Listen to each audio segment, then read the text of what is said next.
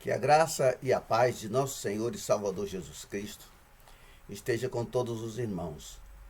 Estamos louvando ao Senhor por estarmos de volta com nossos minutos de meditação. E quero desde já adiantar aos amados que nossos minutos de meditação não vão ficar apenas entre 7 e 10 minutos, nós vamos passar um pouquinho, porque quero abordar o livro de Apocalipse.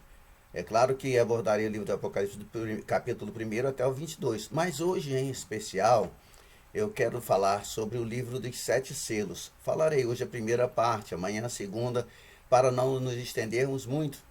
Esse meu interesse é porque tenho ouvido alguém ensinar muito errado, que nós já estamos na abertura do 5º selo. O 5º selo já está aberto, quando na verdade, na realidade, nenhum selo ainda dos 7 selos foi aberto. O livro não começou a ser aberto. Então vamos falar sobre isso, vamos deixar para que você possa procurar na sua Bíblia, fazer como os habitantes de Bereia, lá do capítulo 17 de Atos, faziam quando viam Paulo ensinar.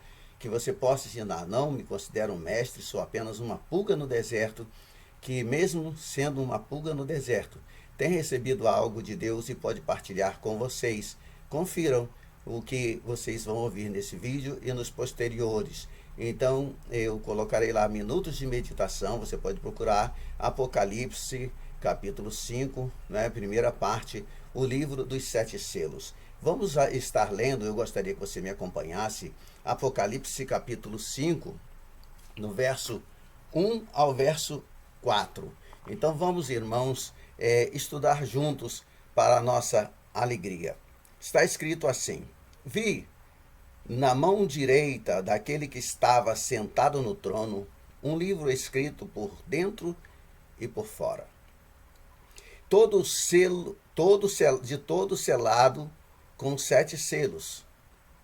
Vi também um anjo forte que proclamava em grande voz: quem é digno de abrir o livro e de lhe desatar os selos? Ora, nem no céu, nem sobre a terra, nem debaixo da terra, ninguém podia abrir o livro, nem mesmo olhar para ele. E eu chorava muito, porque ninguém foi achado digno de abrir o livro, nem mesmo de olhar para ele. Apocalipse, capítulo 5, versos 1 até o verso 4. Meus amados, após o encontro nos céus, após a organização dos santos para a obra em vista, todos os olhos se fixaram naquele que se assenta sobre o trono. Ele segura em sua mão direita um livrinho, um rolo. Está escrito por dentro e por fora, e selado com 7 selos.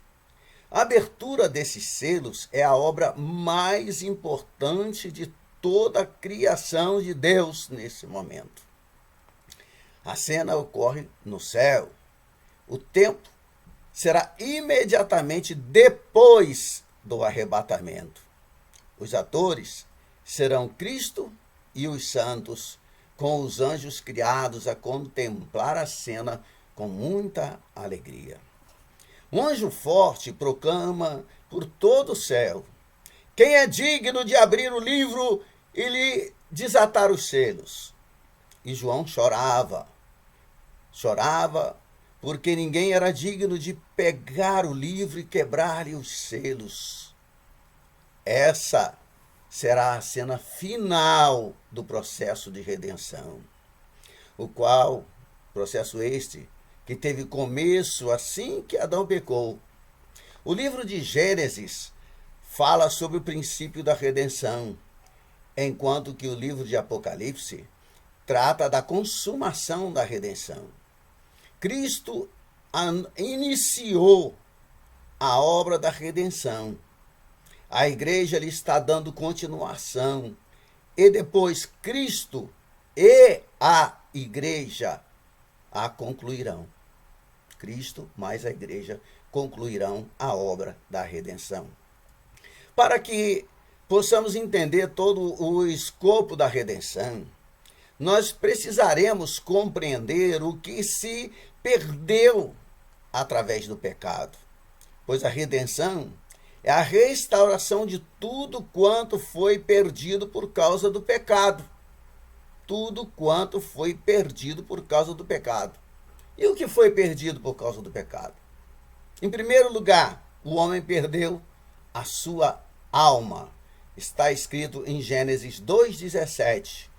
Porque no dia em que dela comeres, certamente morrerás. E também em Ezequiel 14,8. A alma que pecar, essa morrerá.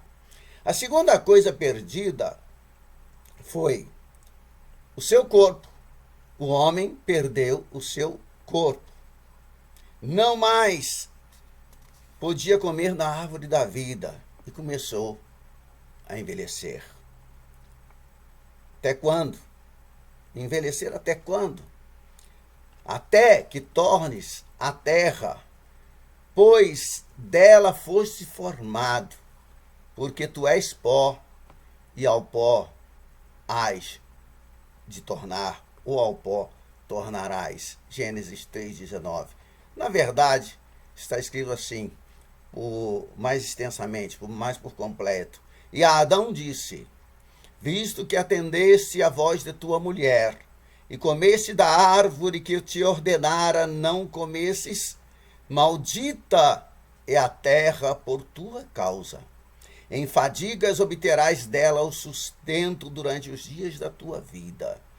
Ela produzirá também cardos e abrolhos, e tu comerás a erva do campo. No suor do teu rosto comerás o teu pão, até que tornes a terra, pois dela foste formado, porque tu és pó, e ao pó tornarás.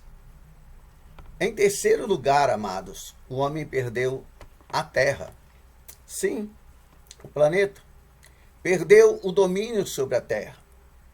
A terra só produz o que lhe é necessário para a sua subsistência mediante trabalho árduo. Apareceram mato, pestes, enfermidades e pragas. A terra passou para debaixo do controle de Satanás. Foi o versículo que eu li ainda agora, capítulo 3 de Gênesis, verso 17 a 19. Se o resultado maléfico do pecado é tríplice, então a redenção também deve ser tríplice. Isso é consequente, irmãos. Não precisa raciocinar muito para chegar a essa conclusão. Se o homem perdeu 3 coisas ao pecar, a redenção é a recuperação, a restauração, a regeneração dessas 3 coisas perdidas. A redenção não ficará completa enquanto tudo que se perdeu por causa do pecado não for restaurado. Isso é óbvio, é evidente. Quando pensamos em redenção, nossas mentes naturalmente retrocedem até a cruz. Mas a cruz foi apenas o princípio. A redenção é um processo que começou no Calvário, que tem prosseguimento pela pregação do Evangelho e que terá sua consumação no dia do Senhor. Os principais acontecimentos da redenção são: primeiro, conversão, a salvação da alma. Segundo, ressurreição, a redenção do corpo. Terceiro, a segunda vinda de Cristo, a redenção da terra. A conversão já é uma realidade, enquanto que a ressurreição e a segunda vinda de Cristo aguardam o momento de concretização, estando em fase de preparação. A terceira fase, a volta de Cristo, a segunda vinda de Cristo, diz respeito à terra e àqueles que estiverem na terra quando da vinda do Senhor. O diabo, então, estará de posse da terra, reinando na pessoa do anticristo. Ele fará oposição a cada passo do processo da redenção, desde o arrebatamento, quando será repelido por Miguel, até até a vinda de Cristo, quando reunirá os exércitos do mundo em batalha contra o Senhor. Em batalha contra o Senhor. O choro de João mostra como a situação seria triste se não pudesse encontrar ninguém digno de abrir o rolo. João não chorava porque lhe tivesse sido negado o conhecimento do conteúdo do livro. Não. As Escrituras não dizem que tal livro será lido. Não foi com o propósito de ler o livro ou o rolo que os selos foram abertos. A verdade é que provavelmente João não conhecia a natureza e o conteúdo do livro. Ou melhor dizendo, a verdade é que João provavelmente conhecia a natureza e o conteúdo do livro. A Ezequiel foi dada uma visão semelhante, na qual o conteúdo de um livro lhe foi revelado. Ele diz assim, Ezequiel, se você quiser conferir, capítulo 2, verso 9, verso 10, e capítulo 3, verso 3 e verso 16. Ele diz assim, olha, então vi, e eis que certa mão se estendia para mim, e nela se achava o rolo de um livro. Estendeu-o diante de mim, e estava escrito por dentro e por fora. E nele estavam escritas lamentações, suspiros e ais. Amados, a Ezequiel foi ordenado que comesse o rolo, o qual em sua boca seria doce como mel. Mas, ao obedecer, ficou amargurado na excitação do meu espírito. Entre aspas, amargurado na excitação do meu espírito. Em Ezequiel você pode acompanhar, né? Você tem ainda agora os versículos, o local onde você achar, você pode ler lá e ver que está realmente escrito. Está escrito assim, e me disse, filho do homem, dá de comer ao teu ventre, e enche as tuas entranhas deste rolo que eu te dou. Eu comi, e na boca me era doce como mel. Então o Espírito me levantou e me levou. Eu fui amargurado na excitação do meu espírito, mas a mão do Senhor se fez muito forte sobre mim. Amados, por semelhante modo, a João foi dito que comesse o pequeno rolo, depois que seus selos foram partidos. Repare, depois que seus selos foram partidos. E em sua boca era doce como mel, mas o seu estômago ficou amargo. Dá uma conferida lá em Apocalipse, capítulo 10, dos versos 8, verso 9 e verso 10, de 8 a 10. Ao serem partidos, esses 7 selos produzem sobre a terra lamentações, suspiros e ais. A palavra redenção chega até nós baseada em um costume do Antigo Testamento, quando os filhos de Israel tomaram posse da terra prometida. Naquela época, certas provisões foram feitas para que a terra ficasse sempre distribuída equitativamente entre o povo. As propriedades poderiam ser vendidas ou o dono poderia dispor delas de outras maneiras, mas o documento de venda seria mais um papel de arrendamento, que expiraria automaticamente no ano do jubileu, quando então as propriedades retornariam aos seus proprietários de origem.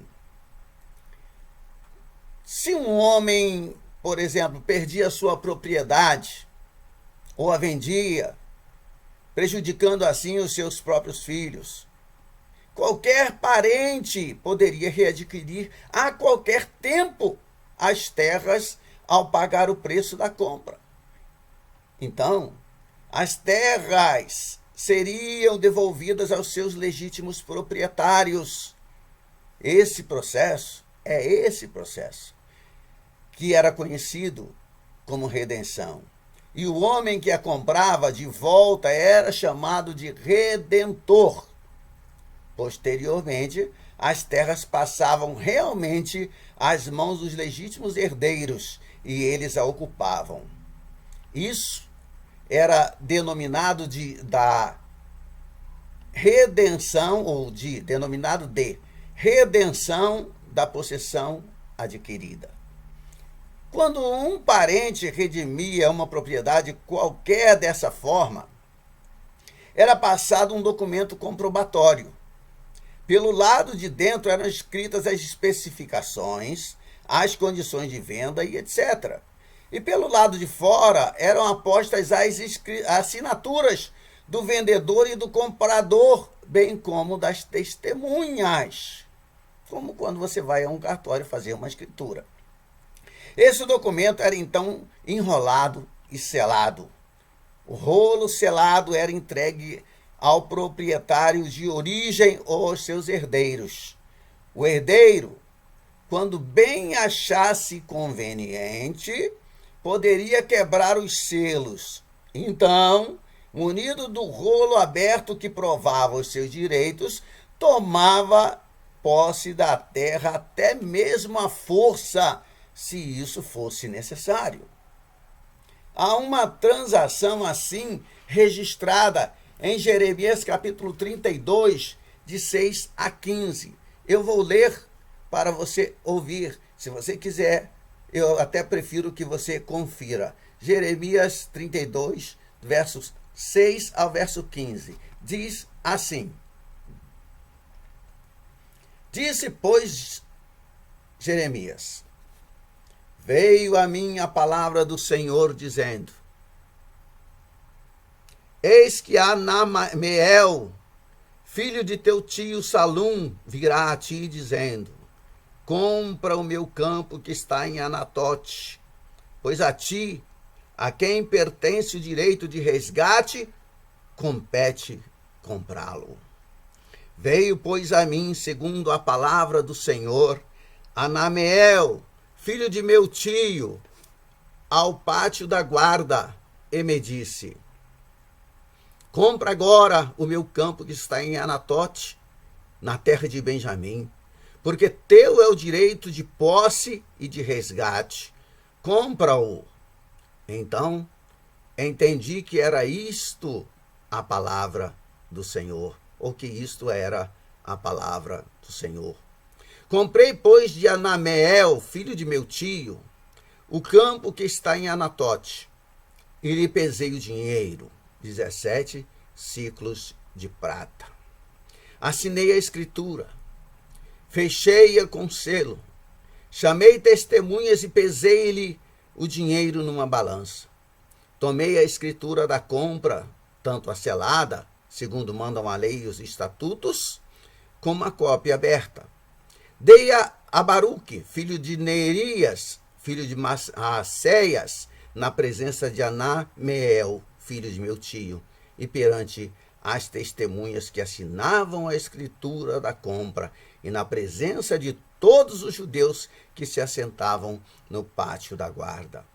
Perante eles dei ordem a Baruque, dizendo: Assim diz o Senhor dos exércitos, o Deus de Israel: Toma esta escritura da compra, tanto a selada como a aberta, e mete-as num vaso de barro, para que se possam conservar por muitos dias. Porque assim diz o Senhor dos exércitos, o Deus de Israel: ainda se comprarão casas, campos e vinhas nesta terra. Veja bem como a Bíblia é clara, como a Bíblia nos esclarece. Irmãos, Jesus é o herdeiro de todas as coisas, mas Satanás é o possuidor delas hoje em dia, não é? Tendes dúvida? Nos últimos dias, Satanás reinará supremamente neste mundo. Mas, no entanto, não tem direito algum a tal domínio. A terra já foi redimida, no sentido de que o preço da redenção já foi pago. O documento da posse, portanto, está na mão direita daquele que está sentado sobre o trono. O diabo, porém, sendo o iníquo, não reconhece lei alguma. Isso é evidente. Não somente recusa-se a desocupar a propriedade, mas também cada vez se fortalece mais e se prepara para resistir à expulsão. Portanto, será necessário partir os selos, quebrar os selos, abrir os selos, como queira, e fazer valer a autoridade conferida pelo livro aberto. Mas quem haverá de abrir os selos? Quem? Quem ousaria tentar expulsar o diabo? Quem possui uma corrente capaz de prendê-lo? O céu inteiro fica em estado de profunda consternação. Ainda se lembravam da grande guerra que houve nos céus, quando Satanás tentou impedir a ressurreição, e quando Miguel e todos os seus anjos, a maior potência do universo inteiro, conseguiram apenas expulsar Satanás do céu para a terra. Quando então o diabo firmou ainda mais a sua posição neste mundo. Esse quadro é vividamente retratado com detalhes em Jó capítulo 41, verso 9 e 10. Miguel e seus anjos, irmãos, não estão à altura dessa emergência. Está escrito: põe a tua mão sobre ele, lembra-te da peleja e nunca mais o intentarás. Eis que a gente se engana em sua esperança. Acaso não será o homem derribado só em vê-lo? Ninguém há tão ousado que se atreva a despertá-lo. Quem é, pois, aquele que pode erguer-se diante de mim? Não admira, portanto, que João tenha chorado em face de cena tal como essa. O céu jamais subestima o poder de Satanás. Somente os mal informados homens da terra é que loucamente se atrevem a fazê-lo. Graças a Deus chegamos aqui hoje ao término dos nossos minutos de meditação sobre o livro de Apocalipse. Amanhã, se Deus nos abençoar, ou no máximo quarta-feira, estarei postando novos minutos de meditação falando sobre a redenção da possessão adquirida, até chegar ao ponto em que provaremos biblicamente que não há como ter nenhum livro, nenhum selo aberto até agora. Isso para a sua edificação espiritual e para que você não receba um ensino errado e seja enganado. Que Deus te abençoe, que você coopere com o pastor Aragão, apenas uma pulga no deserto, da maneira como você puder e quiser cooperar, e que você possa também se inscrever em nosso canal no YouTube. Não é? Eu vou deixar nesse vídeo mesmo qual é o nosso canal, www.youtube.com/c/C Sebastião Aragão. E coloque, dá um curtido aí, curta a nossa página. Coloque aí se você gostou ou não gostou, né? Quando a gente gostou tá assim, quando a gente não gostou tá assim. Coloque lá, você estará nos ajudando a pregar a palavra de Deus. Que Deus te abençoe e que a graça do Senhor esteja sobre ti todos os dias da tua vida. Muito obrigado e paz seja contigo. Amém.